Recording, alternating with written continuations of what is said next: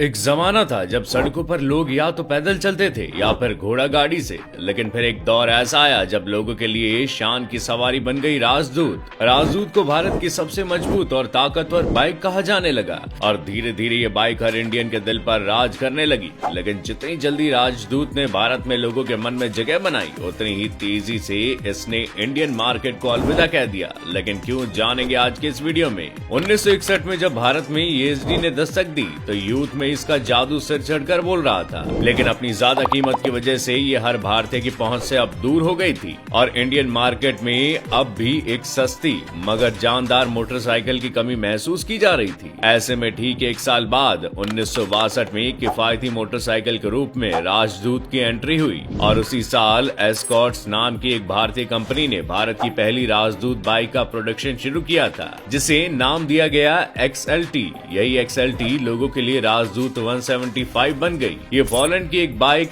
SHL M11 bike का Indian version थी, जिसे कंपनी ने भारतीय सड़कों और लोगों की पसंद को ध्यान में रखते हुए थोड़े बहुत बदलाव करके इंडियन मार्केट में उतारा था। अब इस बात में तो कोई शक नहीं था कि राजदूत 175 सीसी इंजन पर आने वाली एक बेहद शानदार और दमदार बाइक थी। लेकिन मार्केट में नई होने की वजह से इसे लोगों का दिल और भरोसा जीतने के लिए काफी स्ट्रगल करना पड़ रहा था, क्योंकि उसी वक्त बुलेट पहले से मार्केट में अपने पांव पसारे हुई थी, जिसे लोग बेहद दमदार बाइक की तरह देख रहे थे। इसलिए बुलेट की पॉपुलैरिटी भी उम्मीद से कई ज्यादा थी और इसी वजह से 175 सीसी की राजदूत पर ज्यादा ध्यान नहीं दिया जा रहा था। हालांकि ये बाइक इंडियन मार्केट में मौजूद दूसरी बाइक के कंपैरिजन में ज्यादा स्टाइलिश, एडवांस्ड, पावरफुल और मजबूत थी, लेकिन इसके बावजूद कस्टमर इसे कुछ खास तवज्जो नहीं दे रहे थे। हालांकि राजदूत के भारत आने के पीछे भी एक दिलचस्प कहानी है। कहा जाता है कि सेकेंड वर्ल्ड वॉर के वक्त जर्मनी के हारने के बाद युद्ध में हुए नुकसान और मुआवजे के तौर पर जर्मनी को दूसरे देशों को RT-125 के डिजाइन का लाइसेंस देना पड़ा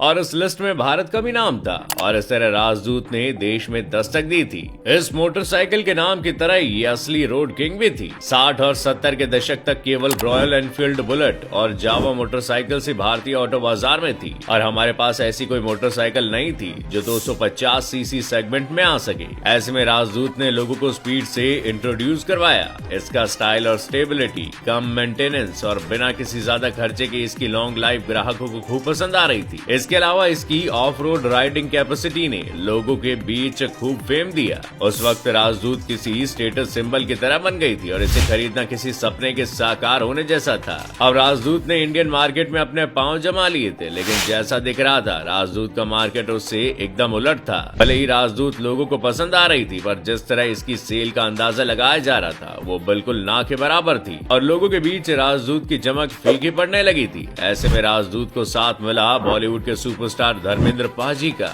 धर्मेंद्र ने राजदूत के लिए एक एडवर्टीजमेंट किया जिसकी लाइन थी, शानदार सवारी, जानदार सवारी। और उस वक्त धर्मेंद्र की इमेज किसी माचो मैन की तरह थी और उनका राजदूत में बैठना एक जबरदस्त हिट रहा। राजदूत की बिक्री में जबरदस्त बाउंस देखा गया और इसे खरीदना किसी पावर को हाथ में लेने के जैसे समझे जाने लगा। और रही सही कसर बॉबी फिल्म ने कर दी। 1973 में ऋषि कपूर की फिल्म बॉबी में इसका इस्तेमाल करने के बाद राजदूत GTS 175 इंडियन मार्केट में फेमस हो गई और फिल्म के बाद इस बाइक का नाम भी बॉबी रख दिया गया और उसके बाद ये यूथ के दिलों पर एक बार फिर राज करने लगी। इतना फेम पाने के बाद धीरे धीरे राजदूत का मार्केट कम होता जा रहा था। लोगों को ये बाइक अब पुरानी और ओल्ड फैशन लगने लगी थी और कहा जाता है कि राजदूत को पछाड़ने वाली कंपनी कोई और नहीं बल्कि हीरो होंडा थी। हीरो होंडा की नई बाइक CD100 मार्केट में उतर चुकी थी, जिसे 1985 में भारतीय बाजार में लॉन्च किया गया था। किफायती रेंज और नई यूथ को ध्यान में रखते हुए इस बाइक को पेश किया गया, जिसमें ग्राहकों को नयापन मिला और राजदूत की मांग घटने लगी। इसके अलावा राजदूत की सर्विस ने राजदूत की डिमांड को और कम कर दिया और साल 1984 में राजदूत GTS 175 का प्रोडक्शन बंद कर दिया गया। लेकिन राजदूत 350 ब्रांड के आखिरी मॉडल के रूप में बेची गई थी। भारत में इसका प्रोडक्शन 1990 में बंद किया गया और आखिरी बार इस बाइक को 1991 में बेचा गया। लेकिन एक बार फिर एस्कॉर्ट ने यामाहा के साथ मिलकर 350 सीसी की राजदूत को तैयार किया, जिसने बुलेट को तगड़ी टक्कर दी, क्योंकि 350 सीसी की इस राजदूत का वजन काफी कम था और परफॉर्मेंस बेहद स्मूथ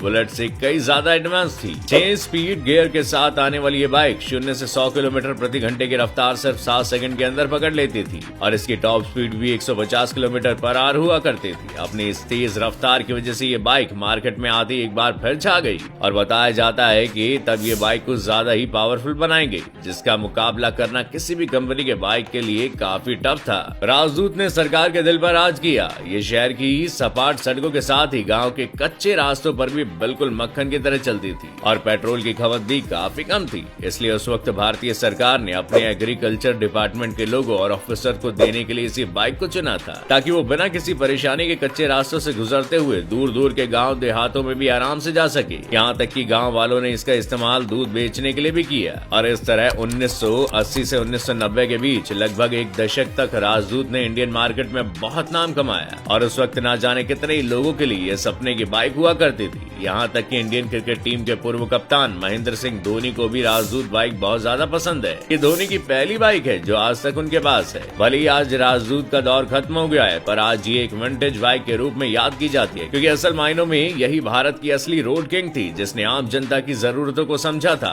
और अपनी फटफट वाली आवाज के साथ लोगों के दिल, मन और यादों में हमेशा के लिए बस गई।